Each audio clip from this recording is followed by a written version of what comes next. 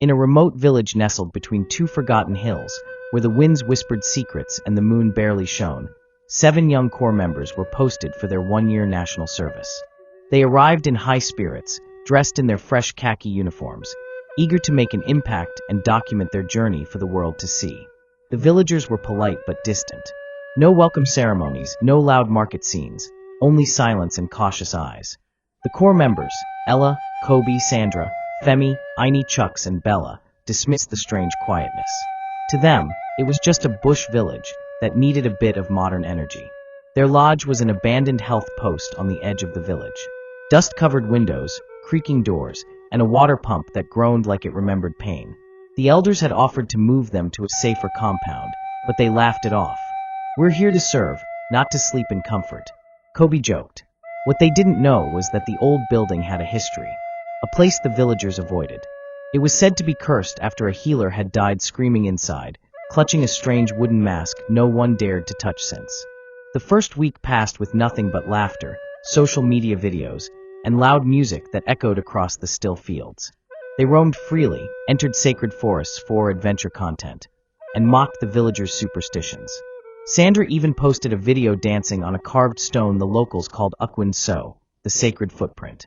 On the 10th night, the winds changed. It began with the goats. They disappeared. Then the birds stopped singing. By the next morning, Aini was found lying outside with her eyes wide open, pupils gone white, no sign of struggle, no wound, just silence on her lips. The village chief warned them again. "Return home. Your lives are ticking like fire on dry grass." But youth is prideful, and Chucks claimed it was just village malaria, and that they needed Wi-Fi more than warnings. That night, they held a mini party to chase off the bad vibes. They danced around a fire built near the ancient tree the villagers never went near. The following morning, Femi was missing. Only his khaki jacket remained, hanging on the branch of the forbidden tree, soaked, as if it had been dipped in blood. They reported it to the nearest local outpost. The officer sent promised backup that never came. Fear began to set in. They stopped sleeping fully, started locking the doors, but they were already too deep in. Bella confessed to taking the wooden mask from the old clinic. She had hidden it in her travel box as a souvenir. That same night, they heard whispers in their sleep. Not from mouths, but from the walls. Ella began to scream and claw at her face, claiming something was trying to enter her skin. By dawn, her body was cold, her fingers broken from trying to dig into her own cheeks. Only 3 remained. Sandra cried for hours. Bella wanted to return the mask, but couldn't find it anymore.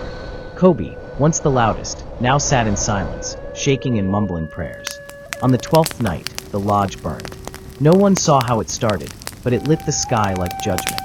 Sandra and Bella tried to escape, but the fire seemed to move with intent, swallowing exits and shadows alike. Their screams were heard all the way to the village square, but no one came to help. By morning, the house was ashes. Only Kobe survived, barely. He was found wandering near the stream, his eyes blank, repeating the same words. "We laughed at warnings, now laughter has left us." He never spoke again. The villagers rebuilt the fence around the lodge. Stronger this time. No one dares go near.